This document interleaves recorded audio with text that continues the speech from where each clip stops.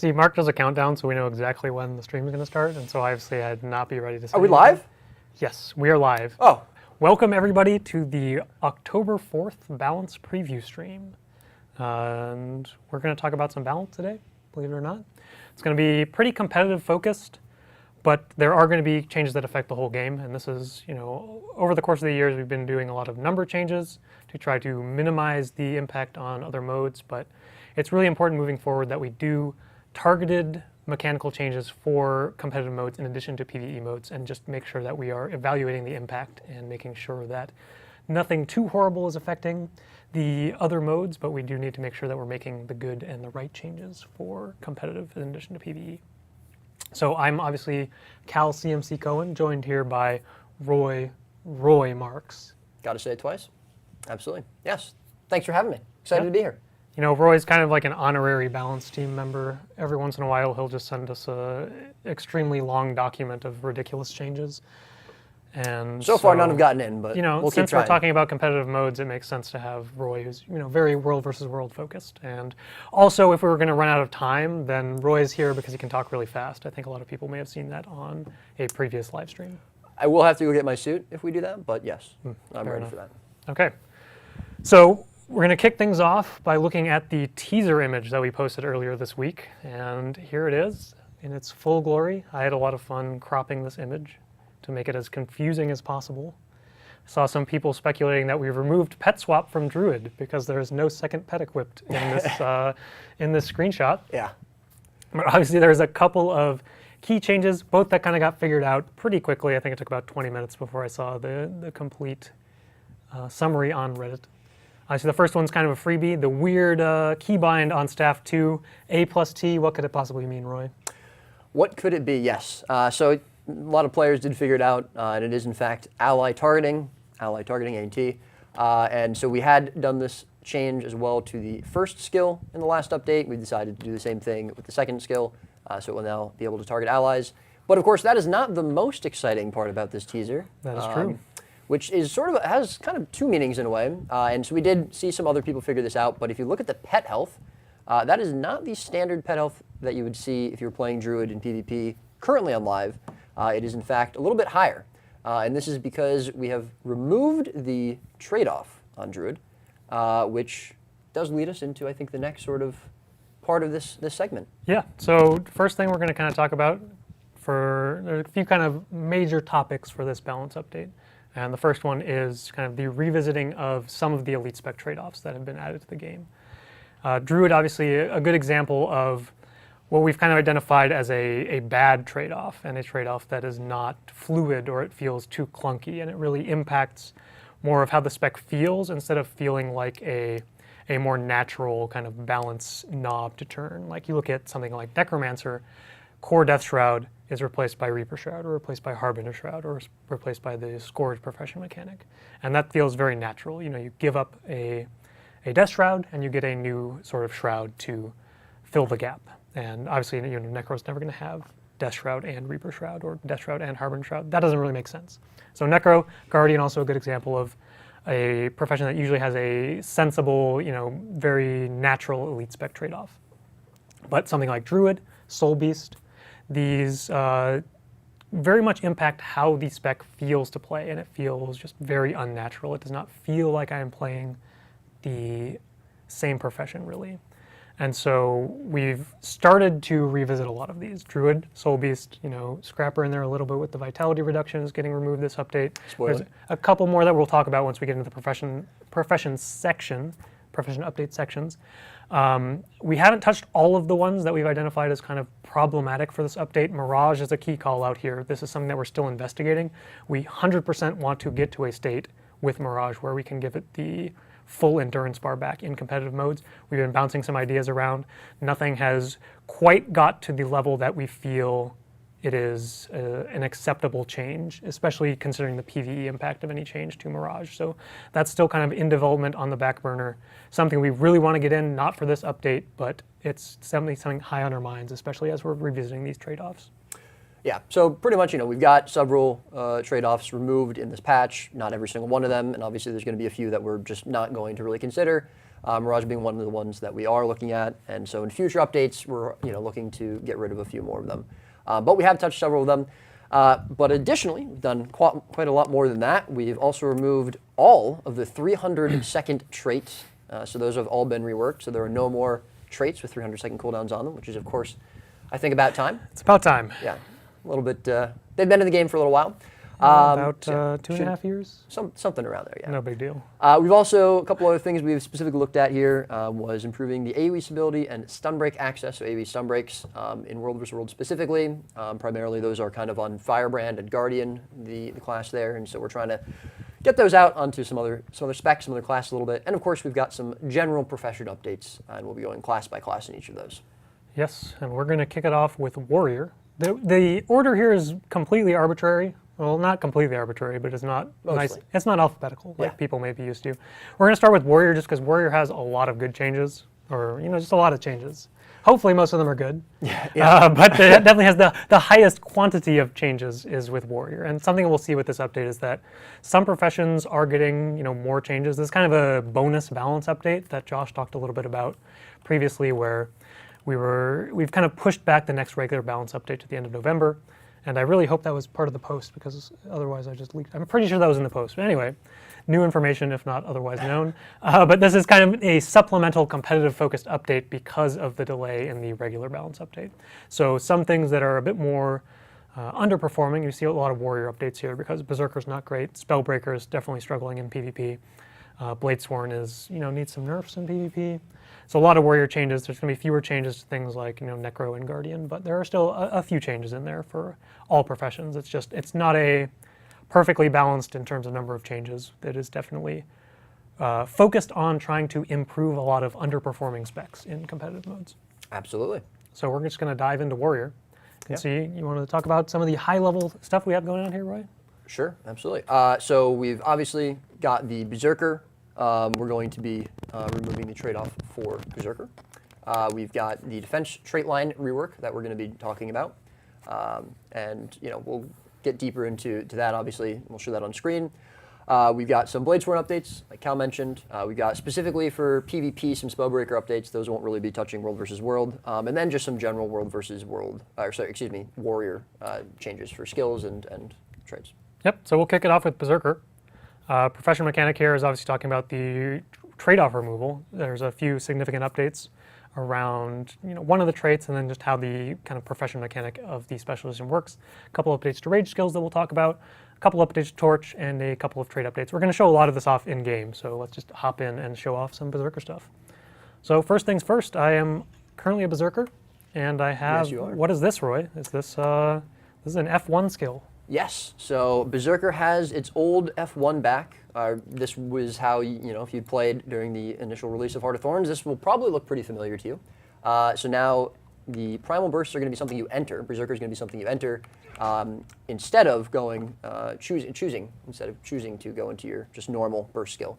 So you have that interaction back, which is obviously going to be very great. We've done some updates as well to a couple of the Primal Bursts, but also to the rage skills. Right, so the other key piece here is that when Berserker lost access to the core burst, Berserk was changed into a kind of burst skill of its own to kind of fill the gap of the missing burst skill. But fundamentally that is just a bit more clunky in terms of gameplay, because if I'm playing Berserker, I want my Primal Burst. I want to enter Berserk and I want to Skull Grinder, or I want to, Rupturing Smash. No one's ever played Hammer Berserker in their life, but maybe after this patch. Yeah. Maybe. But so we've changed this back to the old version, which is a rage skill, not super relevant outside of the one trait, but it is, again, going to be an instant Berserk entry, because then we're going to have immediate access to Primal Burst. We don't need the burst skill anymore. And there's going to be a couple of trait updates that kind of help the lack of burst skill on that entry again, but just making the spec feel a lot more fluid and giving access to what people really care about here, which is the Primal Burst skills. A couple minor updates to Primal Burst we might as well talk about right now. Yeah. Rupturing Smash. This used to be a complete in front of you attack, 180 degrees in front of you. It's now a much larger circle that attacks in a 360 degree. Which is the same as Earthshaker, the core burst. Just a nice little kind of quality of life usability update. Yep. Similar, Flaming Flurry, we increased the projectile speed a little bit. It's a little bit inconsistent sometimes against moving targets, so we just bumped it up, I think it was like 300 units per second or something. Nothing super exciting, but it should make it slightly more reliable there. Yeah, and while we're on this weapon set, we could probably talk about Torch if you want to. That's true, we could just jump into Torch skills. Flipping the script. Last time we talked about Rage skills during the run-through, but we'll talk about Torch. And so on the 5th skill of Torch, you now cleanse an additional condition, and your 4th skill is an ammo skill, as well as a blast finisher now. So these changes, the blast finisher on Torch 4 is going to be game-wide because it has to be, but the ammo is only for PvP and Worldly World, and the condition cleanse increase is only PvP Worldly World. But it adds some nice little synergy to the kit because, get some blast finishers to play with your fire field. Give yourself a little bit more might. Torch, kind of not great. Just try to make it a little bit more exciting. It's still going to be hard to compete with stuff like Shield or mostly just Shield. But maybe this incentivizes some more one-hander plus one-hander on both sides instead of doing a great sword or a longbow on the offset. Maybe you play Torch offhand. Yeah, who knows?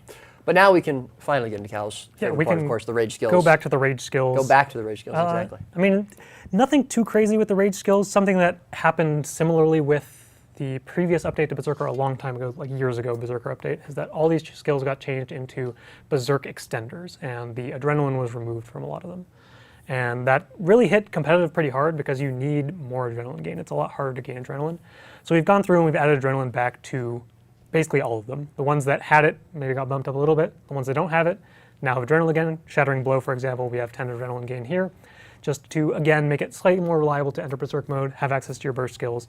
And the caveat here is that we've split the Berserk mode extension down significantly in PvP and Worldly World. And the primary focus is the adrenaline. In PvE, we're keeping the extension high and the adrenaline gain is much lower. Right. Didn't want to completely shake up how it feels to play Berserker in PvE. Obviously, the change we're making with the trade-offs and getting your core F1 burst back is going to change things, but you still will have the Berserk extensions. And then we did make a pretty interesting change for Headbutt as well. Previously or currently on live, Headbutt will actually remove stability if you have it, and that will increase the damage from the skill. So that will no longer happen. You won't remove stability, so if you want to combine it with something like Shattering Blow, or if you get stability from a different source, then you will no longer remove stability and you won't stun yourself. However, we obviously wanted to, again, not affect PvE as much, and so the damage increase is just going to go baseline into the skill for PvE. Right. Sorry, I talked a little too fast, so Kyle couldn't get as much water as he wanted. But that's totally fine. Yeah, so this is, again, pretty exciting. Like, Shattering Blow or any stability source into Headbutt is kind of a big Berserker interaction from historically. Once upon a time, that was a big interaction, so that is now, once again, a possibility. Absolutely. So I think we have a couple of trait changes to talk about. Oh, that strength is exciting. There's something that happened with that. That icon's a little different in strength. We'll talk about that a little bit later. Yeah. But for now, we have a couple of Berserker traits that we've updated. Absolutely. So the first one is Dead or Alive. Dead or Alive? Yeah, Dead or Alive. So previously, this was the trait that would, while you were in Berserk mode, if you took fatal damage, it would heal you. We wanted to try to move away from sort of that passive effect a little bit. And so now what will happen is when you enter Berserk mode, you'll gain a few seconds, well, 2.5 seconds in fact, of the Blood Reckoning lifesteal buff. So this isn't going to be the entire heal. It's not going to give you adrenaline. It's not going to just give you a flat heal. But you will get that lifesteal bonus for 2.5 seconds when entering Berserk mode. So kind of keeping a little bit of the flavor of that old trait still there, but again, it's more of an active interaction.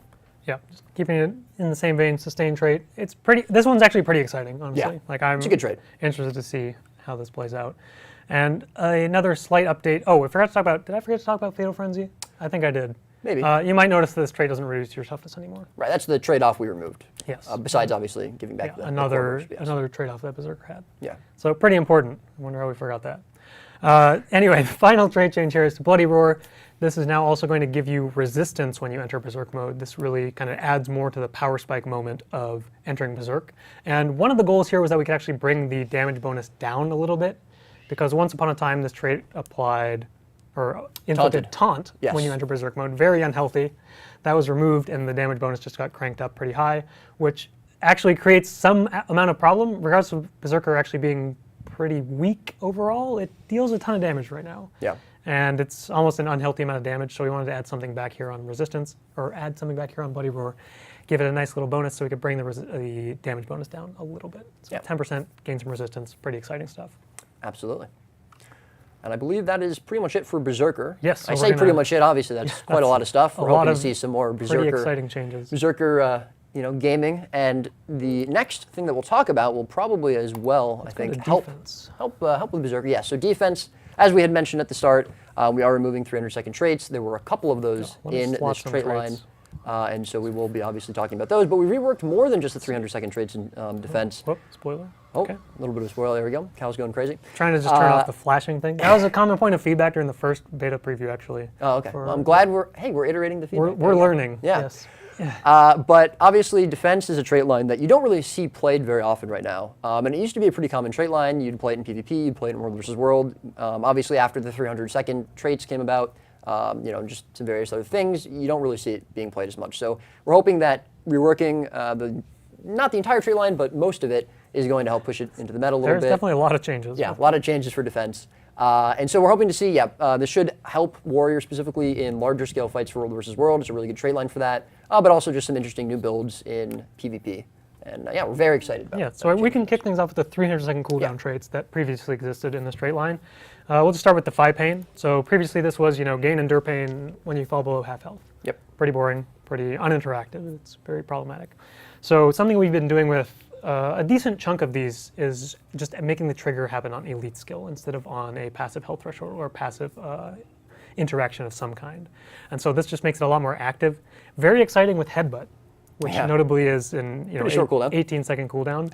And currently we don't have a cooldown on the Defy Pain trait. We just kind of want to see how it goes. Berserker getting a lot of improvements this update already. And this could push it over the top. We can always add a cooldown so it pretty much only affects Headbutt. But for this update, we're just kind of letting it fly. Obviously very exciting in World v. World, drop Winds of Disenchantment and get Endure Pain. Yeah. Or Rampage Endure Pain, less so. Maybe Signet of Rage. Yeah. There's an update for that a little bit later. Yeah. Not Signet of Rage, super some crazy, buffs. but... why does it give Barrier? Someone noticed it gives Barrier. It does give barrier. So that's actually due to the other trait here, Last Stand, Yep. which previously gave you Balanced Stance when you got disabled, also very unhealthy. Yes. To the point that it had a 300-second cooldown. So that's just been pulled out entirely, and this now gives you barrier on stance.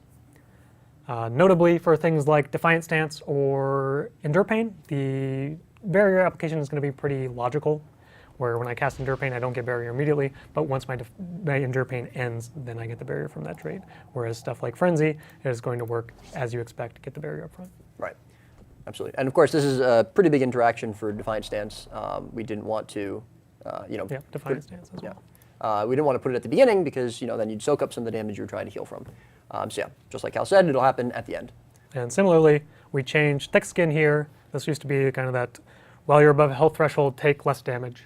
Yeah. Not super impactful, not super exciting. Now it's going to give you protection on healing skills, so just a bit more of a potent defensive option. Yeah. And again, Defiant Stance is going to give you protection after the buff duration ends. Right. Yeah. Let's see, what's up next? I guess we can talk about... Shield? We could talk about Shield Master. Let's talk about Adrenal Health, actually. Okay, all right, we'll go right into Adrenal Health, a little bit more exciting. So we're doing a couple things similar to what we've done with this trait. So Adrenal Health. So previously, or you may notice, if you look at Adrenal Health, that it now has an extra sort of charge there. And this is obviously specifically aimed at Berserker and Spellbreaker, whose burst skills and primal bursts only are one block of adrenaline. And so this will give you a baseline 1 charge. As well, if you are on Core Warrior, you'll get all 3 of them, which would be 4. 3 plus 1 is 4. Yes, there's some math you might have to do now. Yeah. You get 1 stack baseline plus 1 stack per bar of adrenaline spent. And so the number has been adjusted to make sure that we don't blow out the healing number too much. But it's still going to be a bit of a buff in competitive modes. PvE, it's about the same. But Adrenal Health kind of got hit a little bit harder than it maybe should have been. The key interaction is what Roy said. 1 bar of adrenaline is 2 stacks of Adrenal Health. It's 2 Condi Cleanse from Cleansing Ire, which we will, I guess, talk about right now. Same sort of thing. Kind of bridging the gap of what the Berserker interaction used to be. 1 bar gives you 3 cleanse on primal bursts versus what it is now, 1 for 1.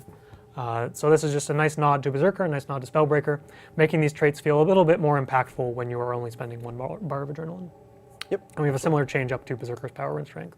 Which we'll get to in a second. I guess we can just hover right now since I already have strength equipped. Look at that. So same thing, 4 stacks, 2, 3, 4 instead of 1, 2, 3. Yeah. So nice little bonus there for some of the specializations that don't normally have access to all 3 of those bars of adrenaline. Should really help them out. And again, we're looking to see some interesting interactions with the defense trait line and Berserker, obviously, really hoping to push Berserker into the meta a little bit. Yeah, so defense Berserker should be a pretty good time. Let's do it. Yeah. So those are I'd say a couple of the really major ones, but we still got some other traits to look at here Yes. for defense. So Shield Master. Minor update to Shield Master. Instead of granting Might, it's going to give you Adrenaline. Yeah. So Might was kind of something that felt a bit out of place in defense trait line. There's some synergy with Might Makes Right if you take Strength Defense, but Adrenaline gain here plays into Adrenal Health better, plays into Cleansing Ire better. Just having more Adrenaline is very kind of thematic to defense, so we switched up this interaction. There's also no more CDR. Right, so that is another relevant thing to talk about. A lot of the times when we're going to be looking at traits going forward that give a cooldown reduction, that's something we're probably going to try to remove. And historically we've seen problems around these traits where certain builds that get the cooldown reduction make the cooldown of a particular skill too low. We saw this most recently, I'd say, with Deception skills and Shadow Arts, when Hidden Thief gave Deception cooldown reduction. And so we nerfed all the cooldowns of the Deception skills because of the cooldown reduction granted from Hidden Thief, but that made this trait, or made the skills just a little bit too weak when you weren't able to play Shadow Arts to take Hidden Thief. So this is just a way that we can essentially make the skills balanced around a particular cooldown and not worry about it being pushed too low or being too high in the absence of a trait. So we've done that for Shield Master here. The Glyph trait over in Druid, we'll talk about that a bit later. Cooldown reduction on the Shield trait and Engineer also being removed. And then when we're removing this cooldown reduction from the trait, we'll kind of evaluate if it is necessary. If this is a commonly used trait, we'll usually roll it in baseline, or if the skills are too weak, we'll roll it in cooldown baseline. Sometimes we won't, and we'll just kind of balance from there. Yeah, absolutely. So after that, we have a slight change to Call of the Week. Instead of applying weakness to anyone you hit under half health, it's now going to be applied on Burst skill. And it's just making it a bit more controlled, get weakness when you want, and of course, Skull Grinder needs to apply more conditions. So now you can apply weakness with your Skull Grinder. Yeah. But yeah, not a huge change there. Nothing too crazy. Next up, we've got the Let's talk about Resilient Roll. Resilient Roll? This used to be a trait called Armored Attack, which kind of sucked, honestly. Yeah, so now it will just give you resistance when you dodge. Just resistance is a great boon to have, obviously, and kind of thematically fits in defense. Putting it on the dodge, so it's a little bit more of sort of you're getting it when you expect to. You're specifically doing something to get resistance there. Yeah. Right, and then some people might have noticed this icon that's waiting underneath the bottom. Yes. What could it be? An icon we have actually stolen from the Strength trait line. Which may have also been noticed, but this is Merciless Hammer. Yeah, Merciless Hammer is back now from a long vacation. Indeed, it's been a while. The last time Merciless Hammer's in defense was before the trait system was last updated, before Heart of Thorns launch. Yeah. If anyone remembers that. I believe it used to be trait number 10. It was one of those, yes. For sure. Yes, so it's now back in defense. We thought that it kind of made a little bit more sense to be here. We've also sort of combined it with the Mace trait, which just wasn't really getting a lot of value. So now Merciless Hammer... The Mace trait was just very bad. Sure, that's another way of saying it. And so Merciless Hammer will now essentially be the Hammer trait and the Mace trait. But again, it just makes a little bit more sense to put it here in defense. This is what we're kind of trying to push here. It is a little bit more aggressive than a lot of the other sort of defensive traits in defense. But we do think that kind of makes sense, give defense a little bit of an option to play a bit more aggressively, offensively if you want to, instead of opting in for the slightly more defensive traits in the same columns. And again, the adrenaline gain on this trait, very nice for the Cleansing Eye or the Adrenal Health interactions. It just makes a lot more sense in defense, so we wanted to move it. We'll talk about what replaced it in a little bit. We didn't just move Sundering Mace up to Strength. No. Although that would have been funny. That would have been I think we have one more trait here in defense to talk about. And yes. Which one? It could be the bottom Grandmaster trait. It could be, and I think it used to be a trait called is. Rousing Resilience. Right, Rousing Resilience, which, if you are aware, is... But it's no longer called Rousing Resilience. Right. And it's no longer that trait either. But it's interesting. It was an interesting trait. A little bit counterintuitive. It kind of punished players for getting stuns off, and it kind of rewarded you for getting stunned, which isn't really an interaction or behavior we wanted to see. So we've got rid of that trait and just put a new one in. So you now will gain stability when you CCFO, again, or disable foe, excuse me, going in with that same sort of vein of it fits a little bit better with this trait line, and it also, gives defense a little bit more of an offensive option. And, of course, you'll gain increased strike damage while you are under the effects of stability. Yeah, just a nice little kind of a offensive themed trait, but these are things that kind of make sense in the Grandmaster slot to kind of break the mold a little bit, as long as it's something that is thematic to the trait line. We see that with Might Makes Right and Strength, having a strength trait line with a defensive trait, but it is might focused, might oriented, which is something that fits with strength trait line. Similarly, doing stuff on disable here, but giving the damage bonus, a nice way to have a kind of different flavor of Grandmaster trait for the defense line. Absolutely. And yes, as Cal said, obviously this did leave a hole in strength. I guess we can talk about that right now. Yeah, we're probably should skip over, Spellbreaker and Bladesworn and just go to the Warrior General stuff. But sure, let's do it. Hey, you're running the show. But all right, so let's do it. So as he mentioned before, Berserker's Power, which we're not hovering right now, did get the same sort of change as Adrenal Health and Cleansing Ire. But again, just giving you one baseline stack. So Aggressive Onslaught is the new trait that will be replacing Merciless Hammer. And so this is now gaining quickness when you disable a foe, so similar to Merciless Hammer, Stalwart Strength. But it'll now give you quickness when you disable a foe, and it'll also increase your speed by 25% while you're under the effects of quickness. And important note here is that it does stack with other movement speed buffs. So if you have super speed, and quickness, you're going to be zooming. Very much so. Well, you think about Berserker, you get quickness and super speed when you're under Berserker mode already. So if you have this, you get to run very fast. And I'm gonna try it out. It's competing with some of the most powerful traits in Warrior, honestly, with Berserker's Power and Might Makes Right. So we want to do something a little bit interesting and exciting here, and we're gonna see how it plays out, and we can always adjust it as necessary. Yeah, so absolutely. It's interesting for sure. Absolutely. Okay. But we can jump into some Spellbreaker changes, I think. Yeah, so a lot of the Spellbreaker changes in this patch are going to be primarily aimed at PvP. In fact, they are only aimed at PvP. And so obviously Spellbreaker is pretty good right now in World versus World, but in PvP it hasn't really seen a lot of play. It used to be a pretty popular build, both for the side node, sort of more damage-oriented build, and the full-on team support build that you saw, which was a pretty cool, kind of more aggressive support than maybe Core Guardian or Tempest. Yeah, like I said, we haven't really seen that in a while. And so these changes are aimed at trying to bring Spellbreaker back into the meta in PvP a bit. So just, a few changes for Power Spellbreaker, a few changes for Support Spellbreaker. And, some of these are core Warrior traits or core Warrior skills, but they are very much in the vein of what is Support Spellbreaker trying to do, so they're included on this slide instead of the General Warrior slide. Yeah. And, just trying to bring up some weaker builds is a big goal of this patch. So some nice number improvements here. Alongside, defense trait line, maybe we see defense Spellbreaker again. Maybe not, but strength Spellbreaker is just so good. So strength defense, baby. We'll see. Yeah, strength defense. Just cut discipline. It's pretty exciting. All right. Yeah. So I guess next we can move on to Bladesworn. Okay. Absolutely. Okay. Sure. I can talk about Bladesworn. I guess the last run through we did, Roy talked about this slide. I'm trying to switch it up. All right, fine. I'll take Bladesworn. So Bladesworn, we've only got a couple of changes for it. Obviously, the first one there is going to be a bug fix. So now there is a bug where the Dragon Trigger could go on a lower cooldown than expected. That is no longer going to be in the game. Dragon Skill Defense is now going to be the same as it was in the beta with the cooldown, and it now grants protection instead of stability. Right, in competitive modes only. Right, so in competitive modes only. This was how it behaved in the first beta test for Bladesworn, and it got changed to stability as part of a kind of a more PvE-focused idea of, I'm going to be going into Dragon Trigger and channeling for a long time, so having stability makes sense. But in competitive modes, it's a bit too powerful of an effect to put on that kind of trigger, and we've seen how problematic it is when obviously the cooldown has been bugged for a while, and if we actually fix that, then we'd probably have to put too long of a cooldown so the trait doesn't feel great on it either. We've just changed it back to protection and brought the cooldown back down. So it's still that defensive option, but maybe not quite as crazy. Yeah. And the last change is crazy. The last change is a little bit crazy. So PvP, Bladesworn is running a little rampant, and obviously the first two changes, or the change and the bug fix, are aimed at potentially bringing it down a little bit. But we're definitely thinking this change will be a lot more impactful. So Tactical Reload, the elite Bladesworn skill, now is only going to recharge ammunition skills on Bladesworn specific skills. So previously, or currently in live, it will recharge ammunition skills, any ammunition skill. And so this obviously has a pretty strong interaction with shouts on Warrior. So this is aimed at making it makes a little bit more sense for it to only really recharge Bladesworn skills. It's a little easier to balance around as well. And of course it can have those sort of unhealthy interactions. If we wanted to look at potentially buffing shouts, we'd have to be really concerned about this elite skill.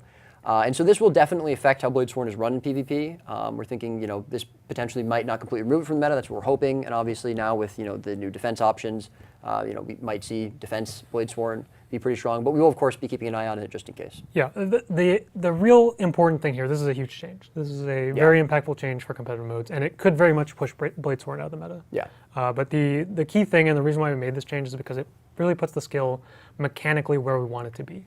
And focusing on the Bladesworn side of ammo skills really gives us a lot more room to make gun saber kill a lot more exciting, or make some of the utility skills a bit better, and we can bring the cooldown down. It's just much more realistic to not have to always be worried about what tactical reload is doing every time we touch a warrior skill. And this may be a bit too hefty of a nerf, and we'll see how it plays out. And we're definitely going to be keeping a very close eye on Bladesworn.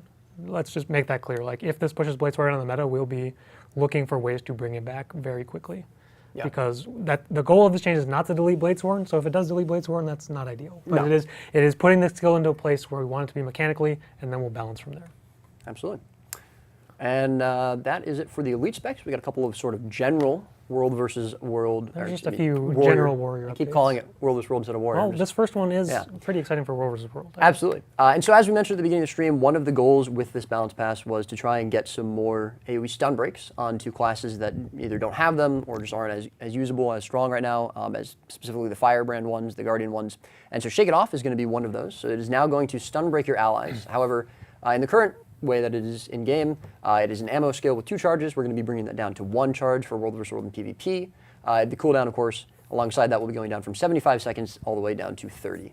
And so we felt this was a pretty good place for that AoE stun break on warrior, and should be pretty easy for warrior taking it on some sort of support build to help stun break allies out.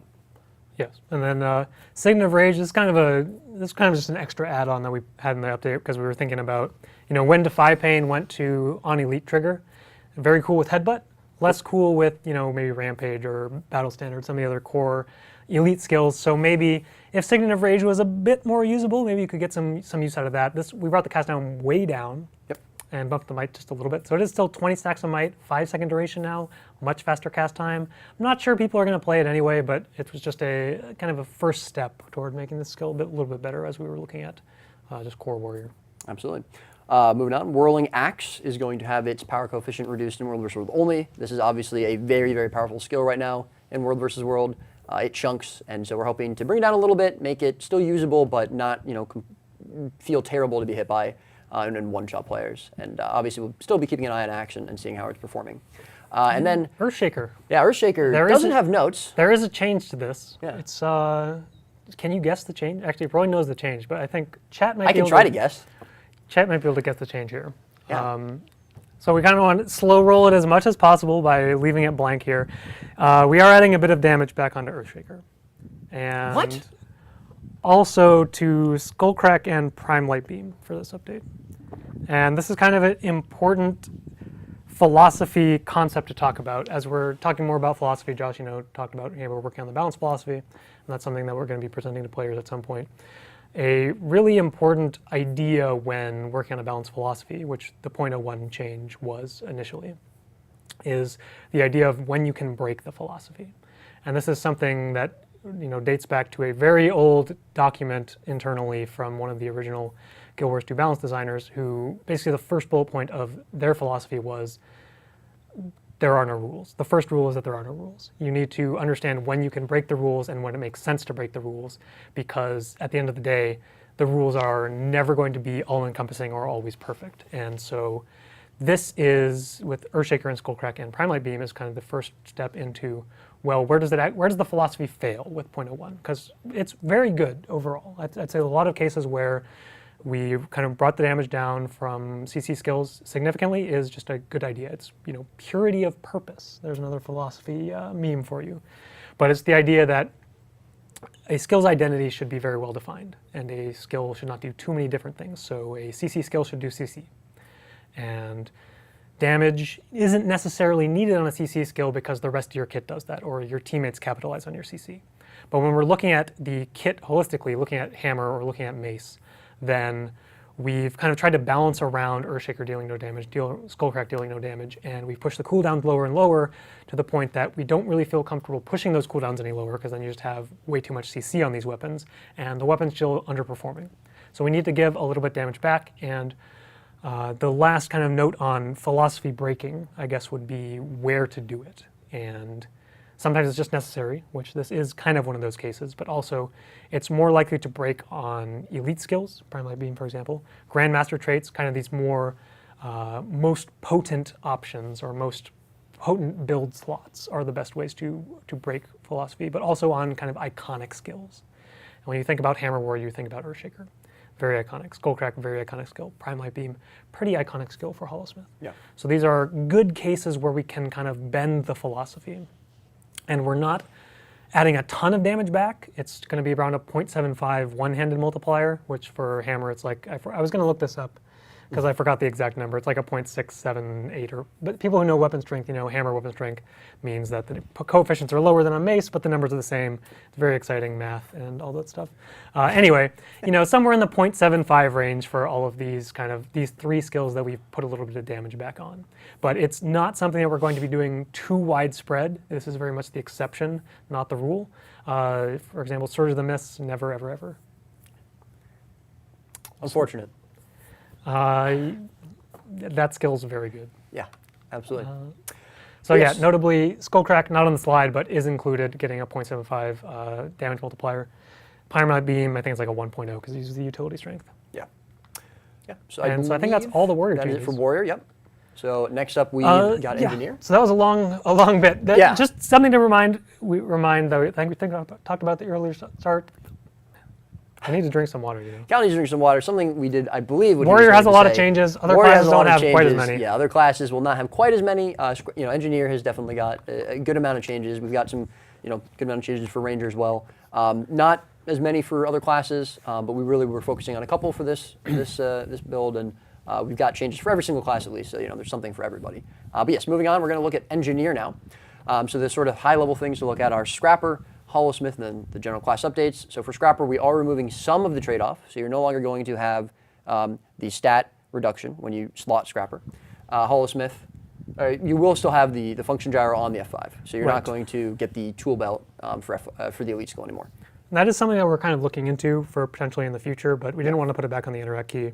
Yeah. So it's still a question of, can we find a place to put function gyro such that we can give the elite tool belt back to Scrapper? Because it's definitely a reasonable idea if we can find the right solution. And then we got some Hollow-Smith changes, which are primarily going to be in PvP. There might be some buffs to Grenade Kit if Zan is watching. Oh, I hope not. That would be, no. And then, of course, as I mentioned, we got some general updates there for engineers. So I think we can probably go in game to look at the Scrapper changes. No, we were just going to talk about Okay, Scrapper we can just talk about the Scrapper changes. Yeah, Fair enough. talk about some All of right, these cool. Scrapper changes. So I guess we could show them off at some point. I'll switch over while we talk about stuff. Yeah, so World versus World, Scrapper Engineer is a very strong spec right now, and it has been for a very long time, and it's needed more than just some number changes. So the obvious, at the very top, if you're a World versus World player, you probably might be happy to see this, unless you're Scrapper main, but nonetheless, Scrapper wells are now going to function similar to other wells, in fact. So Chronomancer wells, Necromancer wells, they're ground targeted 900 range skills, which stay in one place after you place them. That is going to be the same thing as Scrapper wells. So the functionality of the gyros are not going to be changing, although if you do have the trait that affects it, that gives you super speed on it, it will be applying the super speed on the first pulse of the well instead of at the end, just to make it a little bit easier to grant that super speed now that, again, they don't move with the Scrapper. But yeah, currently in live, the gyros, the wells do follow the Scrapper. It's an instant cast skill, and we felt that was just a little bit too powerful of an effect. So they're not going to be doing that any longer. And fun little bit here is that the gyro is now going to be back in game too. Yeah, I mean, the gyro was above the player's head, but much smaller. Yeah. Now that it's a ground target effect, we made the gyro effect a lot larger. Yeah. So we can kind of show that, I guess, if we want to hop into the game screen real quick. Or we can keep talking about... Oh, yeah. I'm showing off dev menus right now, so Mark doesn't want that to really happen, which is fair. So we can see how large... This is actually how large the gyros were when they used to follow you around. This is the true size of the mid gyro. Indeed. Yeah, pretty simple stuff. It's now So just the one note is that this is kind of, it adds some flexibility. Obviously there's a power loss in the gyro field not following you around, but being able to cast this from 900 units away and get some cleanse, get some healing, stealth, yeah, there'll be all the things. Different usability with it, potentially not as strong as what it was before, but definitely still usability just in a different way. You have the ability now to cast it at range on your allies, potentially help people who are falling behind your group, specifically in World versus World. But either way, as I said, Scrapper just been a bit of an issue for quite a while in World versus World, and it definitely needed to be brought down a bit. And we do have some other changes. Just a handful. We don't need to run through all these. People can see in screen cap and read them. Just a few shaves across the board to Scrapper. Yeah, absolutely. Do we have anything else for Scrapper? Kinetic accelerators. That's Yes, great to change. kinetic accelerators, which is not up on the screen. We can, I guess, show that in game. Yeah. The note here is that this used to give AoE quickness. That was added to the game for PvE reasons. We want that, quickness Scrapper to be a build that is accessible, that gives you a lot of quickness uptime. But the kind of repeatable nature of this is commonly an issue in competitive modes. We'll see a similar thing with Draconic Echo, was kind of a big deal with Herald. We'll talk about it a little bit later. But fundamentally, Scrapper does a bit too many things at once, quickness being one of those, and we wanted to just rip that out in competitive. This is competitive only. This trait still gives quickness in PvE, but in competitive modes, it's going to give some other boons instead. Yeah, still some good offensive boons, obviously, for your group, but we just didn't want quickness coming from Scrapper in competitive modes. And that's that. There it is. So next up, we had some Holosmith changes. Yep. And again, these are primarily going to be PvP focused. Mostly. Yeah, so we see some grenade kit changes, buffing up the damage on a handful of skills, bringing the cooldown back down. We're kind of trying to find the space in between the last set of grenade holo nerfs and where it is right now, because it's definitely fallen out of the meta, definitely a bit weaker than where we want it to be, but we don't want it to be the dominant meta force that it necessarily once was. So Freeze Grenade notably is getting all its damage back, but we're not putting the damage back on Poison Grenade. And then Grenade Barrage, slight buff, Shrapnel Grenade cooldown coming down. We have a couple other nice changes for Holosmith in there as well. Cauterize, actually a nice usability update, making it cast instantly, less punishing, less burning duration. So we actually reduced the Condi Cleanse there just because it might actually be too powerful, and we bumped up the heal on Cool and Blast a little bit too, so maybe that's the Holosmith heal of choice. Yeah, and again, just a quick reminder, Prime Light Beam is going up to a 1.0 coefficient on its damage. Which is somewhere around a 0.75 for Right. one-handed equivalence. Yeah. So we have a couple more general engineer changes to talk about as well, I believe. Yes, so as we talked about earlier, Overshield, no longer cooldown reduction, rolling in all the cooldown baseline for PvE and World v. World. PvP, the cooldowns are back down to where they were. That nerf previously happened for Mechanist specifically. This was one of the cases where Holosmith got kind of nerfed because the CDR trait was too potent with Mechanist, and that is no longer an issue. Utility Goggles, this is part of a kind of an initiative to give a little bit more Condi removal to NG outside of Alchemy and Inventions. And so Utility Goggles, as we were looking at reactive lenses, move this to an on-heal trigger. Now it also removes one damaging condition in addition to granting resistance, which we also bumped up the duration a little bit. And then the more exciting change, Mechanized Deployment, that's the Tools minor trait, is now going to say every tool belt skill cleanses a condition. Yes. It's actually quite powerful. And So much so to the point that... Yeah, important to note, it will cleanse it when leaving Holoforge if you're on Holosmith, but it will not cleanse a condition when entering Holoforge. Right, and that's mostly a balanced decision just to make sure it didn't blow out too hard, but it is still a very potent Condi Cleanse option for Tools Holo. Yeah. Kinetic Battery might slight bump there, and Takedown Round, we removed the kind of the weird, creating the exploding whatever it was on the ground. Grenade, it's not a grenade, but people have, it's just not a very interesting mechanic, not a very healthy mechanic, honestly, even though it missed very frequently. So it's just now a damage bonus while Endurance is not full. Yeah. It's just a slight little, slight improvement. And I believe that is that for all engineer. of our NG changes? I believe so. Yes, indeed. All right. So Revenant. next up is Revenant. Yes, we got a couple things to talk about here. Condition Revenant. Again, this is going to be mostly for PvP. Although, and then we've got some Herald changes. And finally, One Herald change. A Herald change. Okay, fair enough. Finally, Vindicator, which is very exciting. We are in fact removing the trade-off. Yes, so Vindicator will have 2 dodges, and they will cost 50 endurance. Yeah. And they will dodge much faster, and we'll actually show that in game once we get there. Yeah, because it's very fun. It feels great, Yeah. honestly. Like I've been playing with it internally, and it feels great. Yeah, it's a good time. But we can start with Condi Rep. Yeah. Because this is kind of in a similar spot to Nade Hollow, where a long time ago this build was really good. Resistance, it was a different boon back then, so we nerfed all the resistance durations, and then resistance got changed, and Condi Rep was very bad. And so we've, brought down some energy costs a little bit, bumped up some resistance durations, gave a little bit of oomph on Echo Eruption with that ammo change, and also Torment is a notable update here that is not on the slide, but we'll talk about it. The last update to Torment, we changed the bonus damage from against moving targets to against stationary targets. Yeah. And mechanically, this is a pretty good idea for competitive because it's very unhealthy to punish someone for moving when you are basically always moving.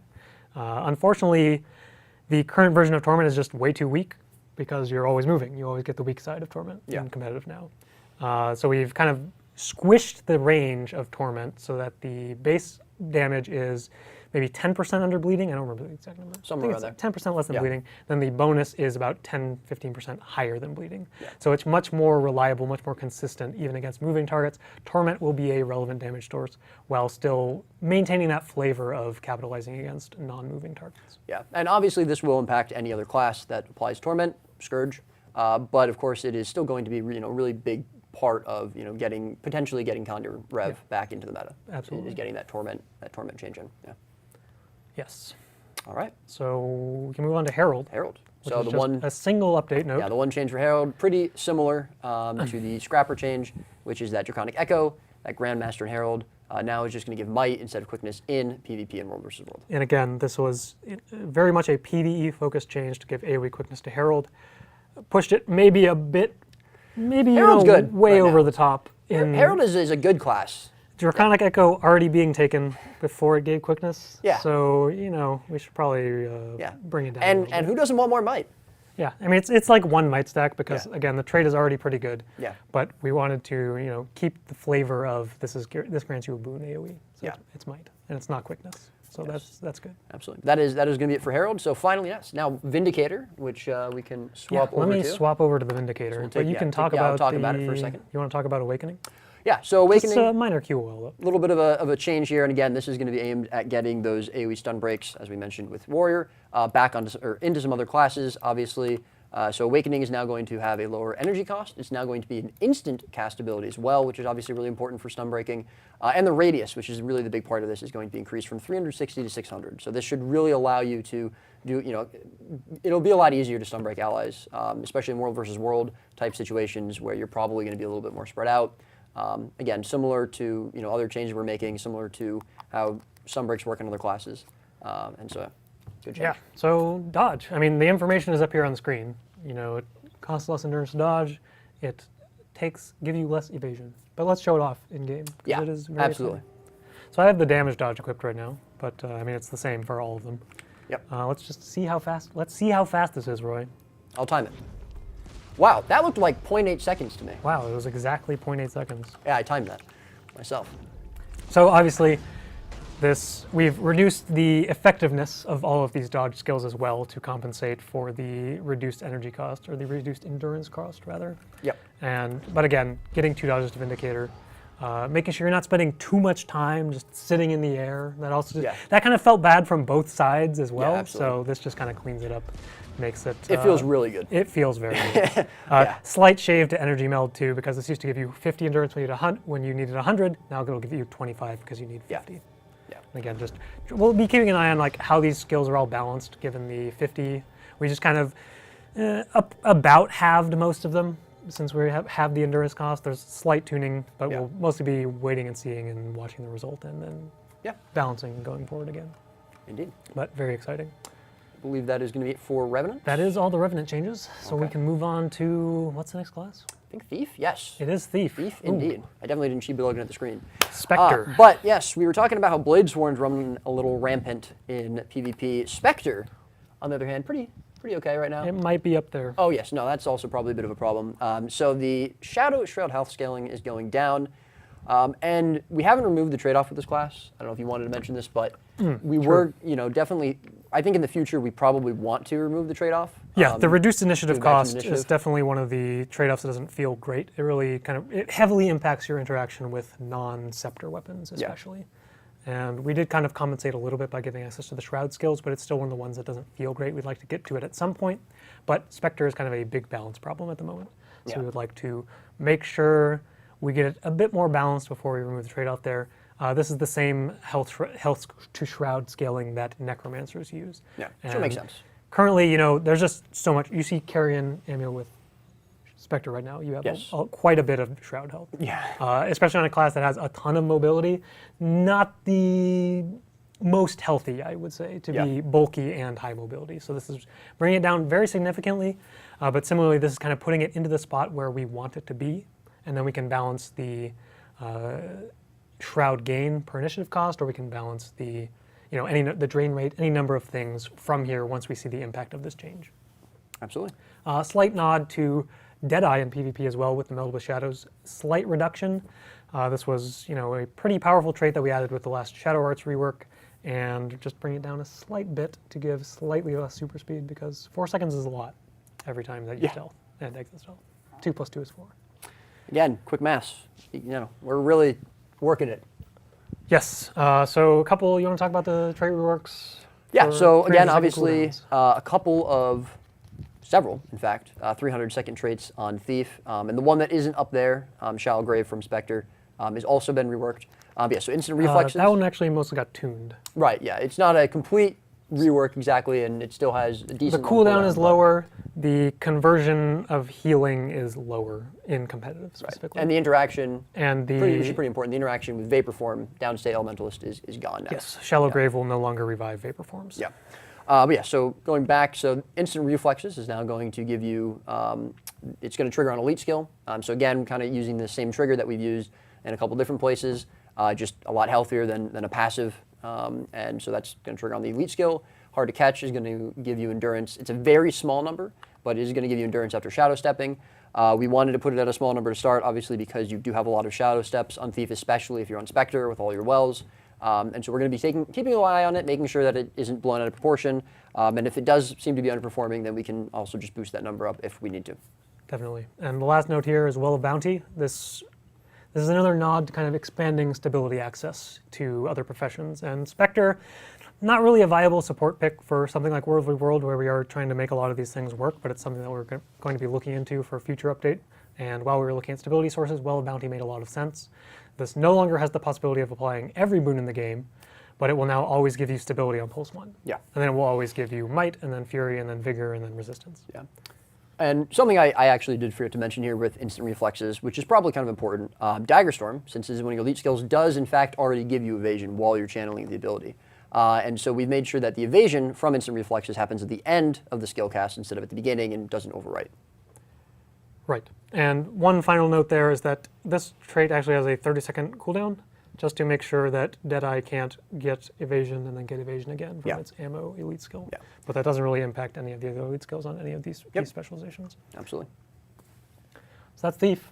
That is Thief. I mean, again, some smaller changes, but some impactful changes. Yeah. Or a fewer number of changes, but especially some for Spectre. changes, especially the Spectre change. That we'll see how it plays out, because Spectre is definitely a menace in competitive or in PvP. It do be that way. It do.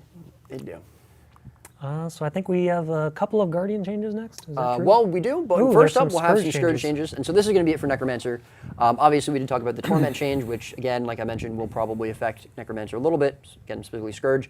But there's two big changes here with Scourge that really mostly are aimed for World versus World. The first being that punishment skills used to, when you would corrupt a boon, it would turn into Torment and Cripple. It is now going to just turn into Torment. And yes, we can all appreciate Cal's drinking.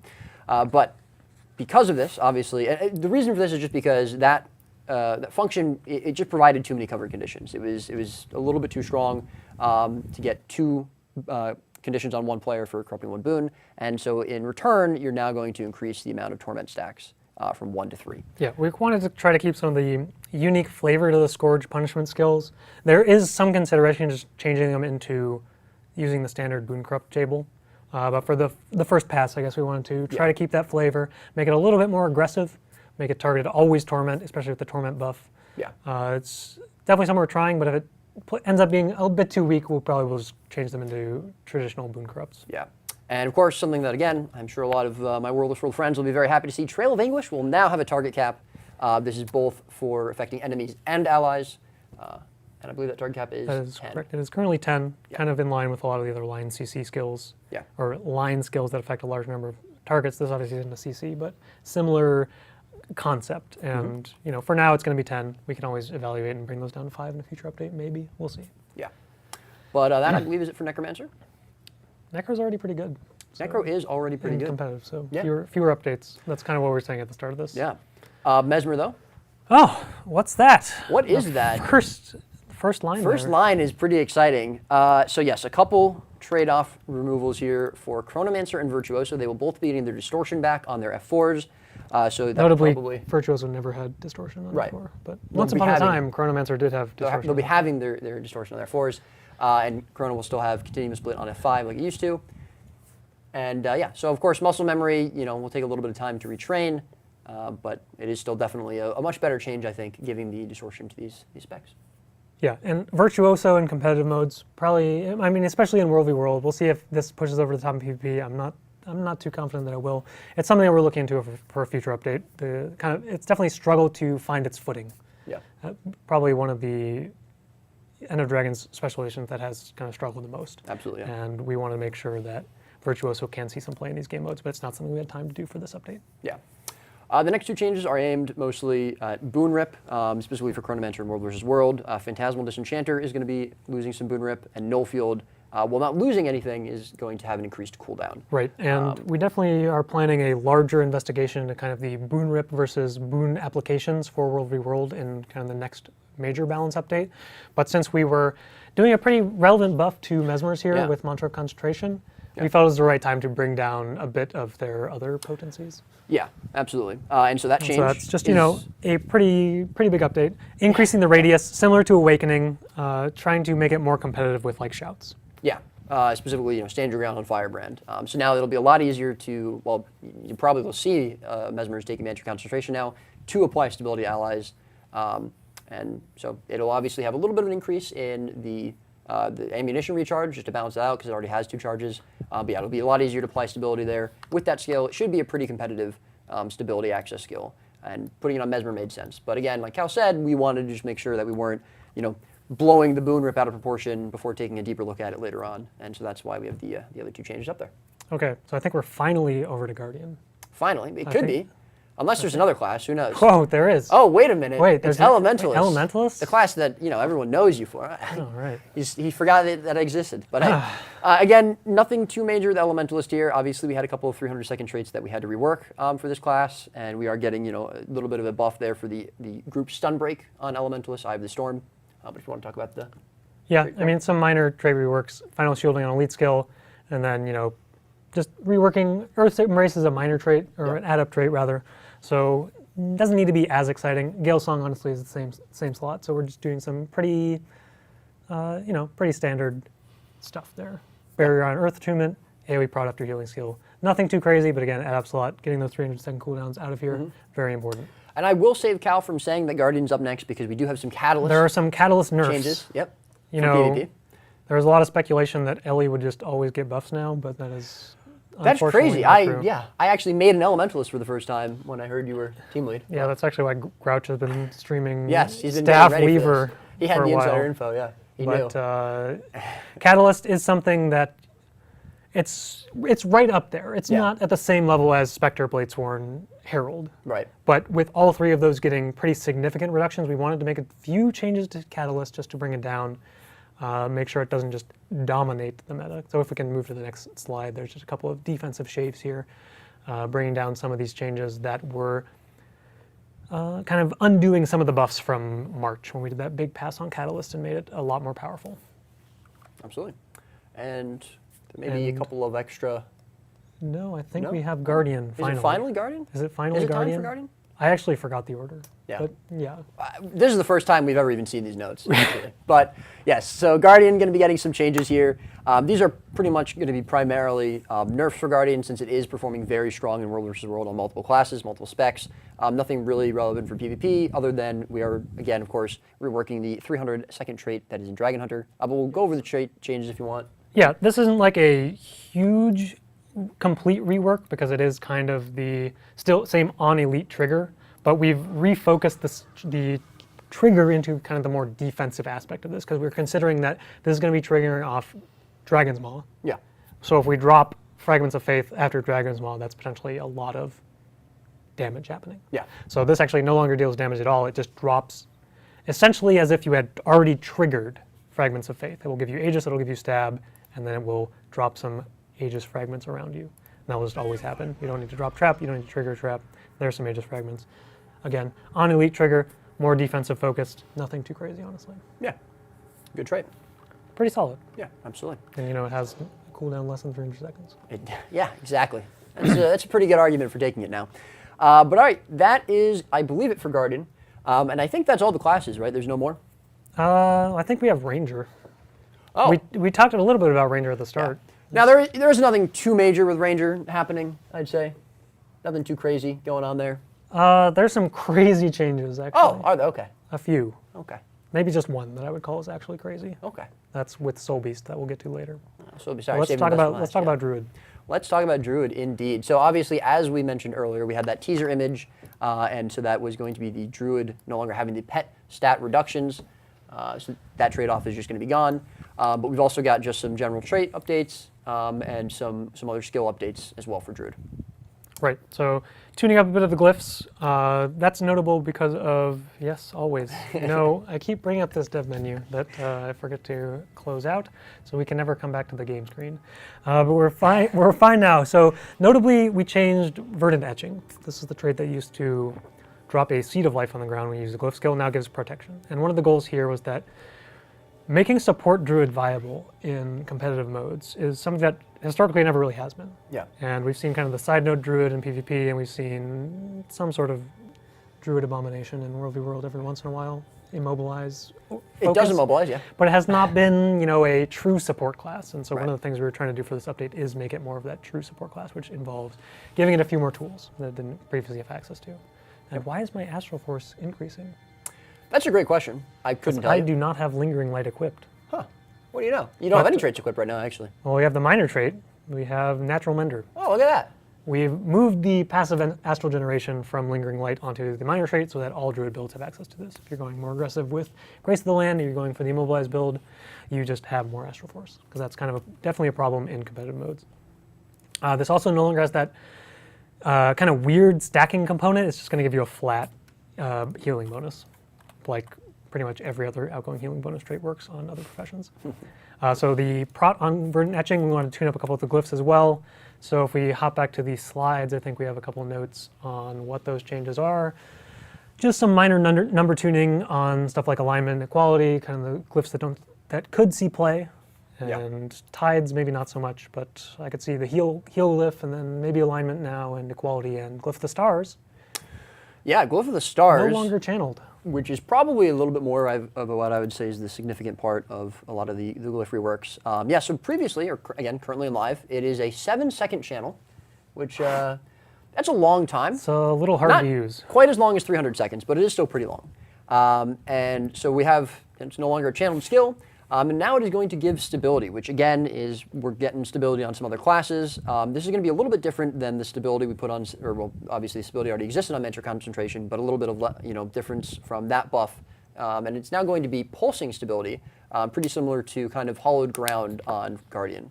So again, just trying to get some more competition in with some stability skills, but in a slightly different way, put it on an elite skill. And it makes a lot of sense to put it on Druid when, again, as Cal mentioned, we're trying to kind of push that support Druid in, specifically again with World versus World. Yeah, so notably this gives stability on both halves, both the base and the Celestial version. Yeah. To make space for it, we removed a couple of things that were previously granted there.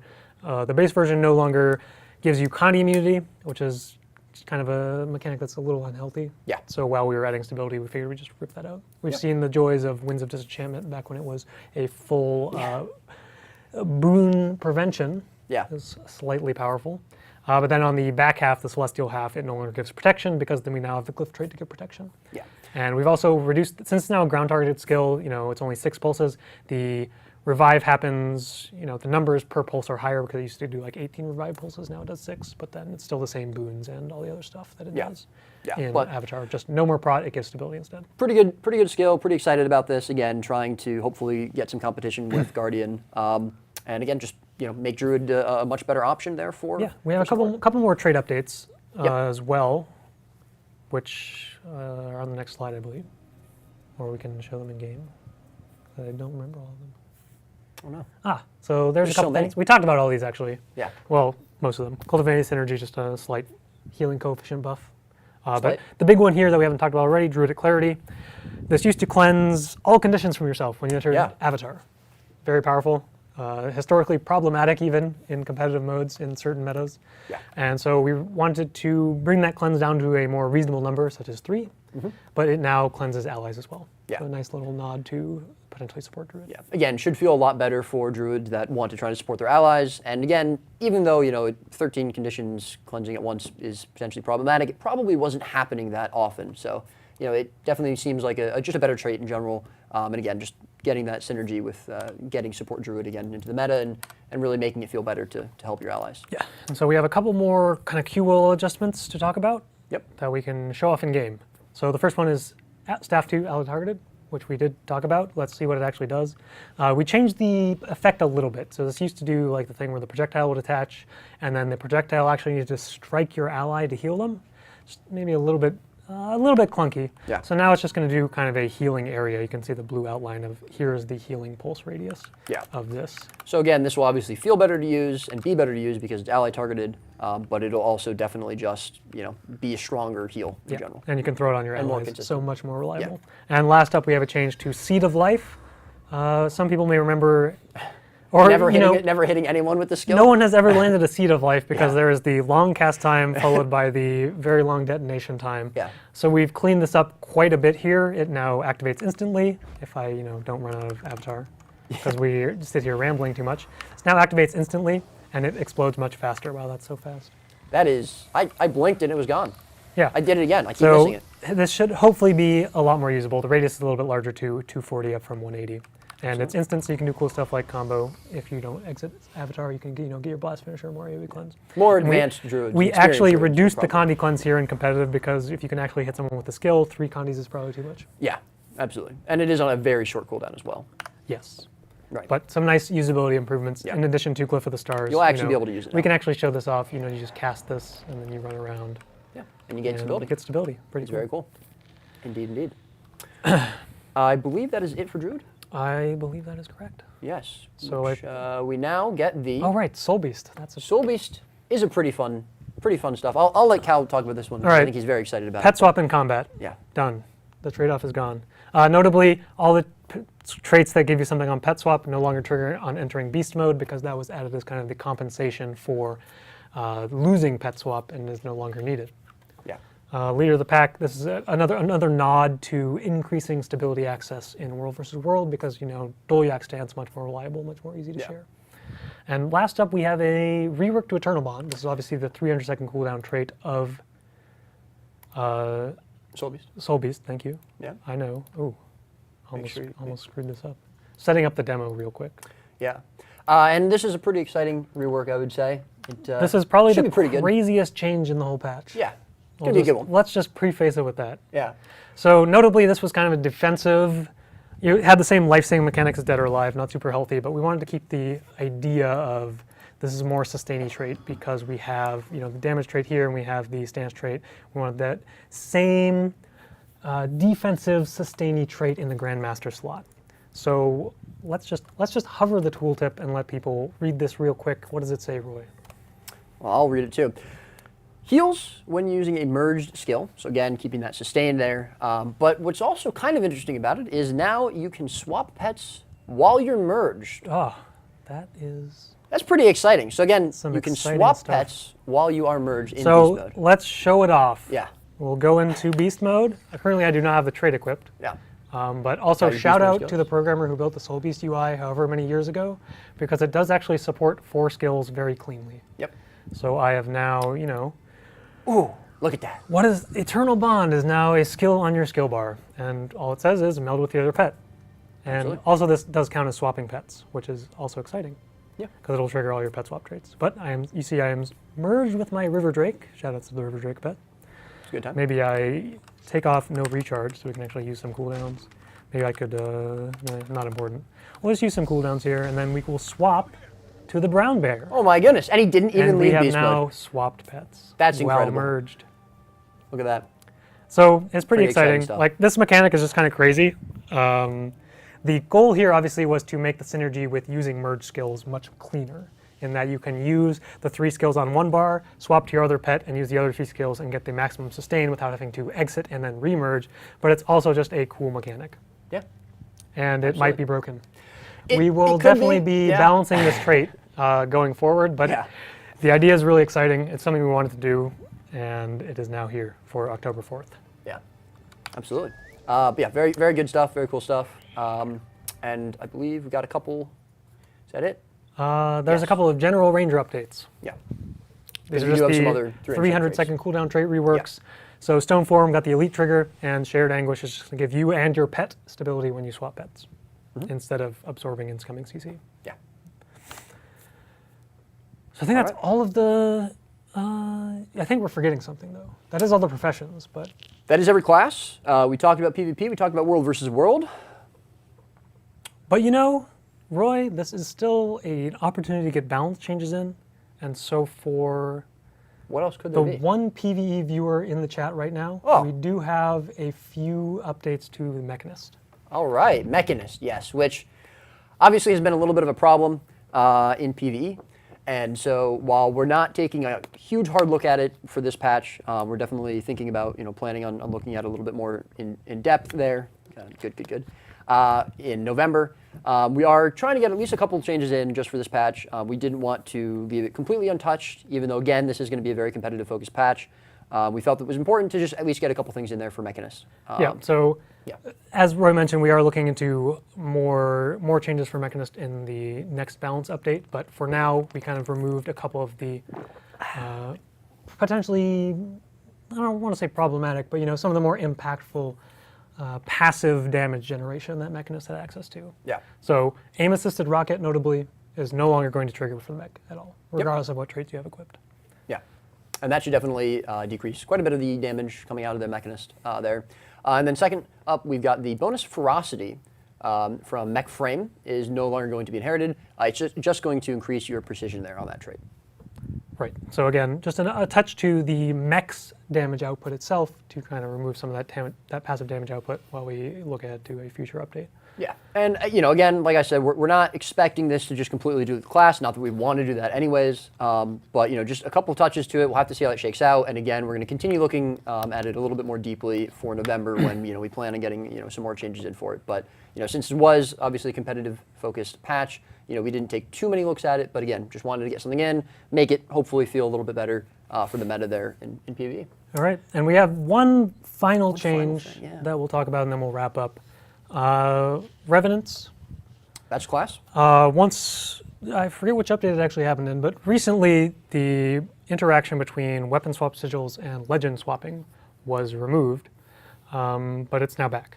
Yeah. Because at the end of the day, that was always an intended functionality, and it was just kind of an error that got removed. So we have reintroduced that for the October 4th update. Yeah, absolutely. Which is great. Feels good to be able to swap stances and trigger weapon sigils, I'd say. As a Revenant enjoyer myself, yeah. Yeah, I mean, when it got removed initially, a lot of people pointed out, here's a bunch of ANET devs talking about this in the past where this is intended behavior, and yes, it is intended behavior. Yeah.